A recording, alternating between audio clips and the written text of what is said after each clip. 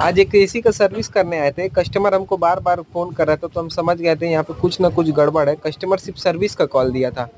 तो भाई हम आते ही सबसे पहले मशीन चला के चेक करते हैं। चेक करते हैं तो देखते हैं कि मशीन का गैस लीकेज है और कस्टमर बोल रहा है कि सर्विस कर दीजिए। अगर मैं कर देता तो मैं पूरा ही फंस जाता। देखिए इसका डिस्चार्ज लाइन पे आइस आ रहा है। अगर मैं सर्विस कर देता तो कस्टमर बोलता कि पहले तो ठंडा हो रहा था, अब क्या सर्विस किए ठंडा नहीं हो रहा है। तो आप लोग कभी भी जाइए कस्टमर के यहाँ तो मशीन को पहले चेक कर लीजिए, फिर सर्विस कीजिए। और जब मैं कस्टमर को रेट देता हूँ तो कस्टमर काम नहीं करवाता है।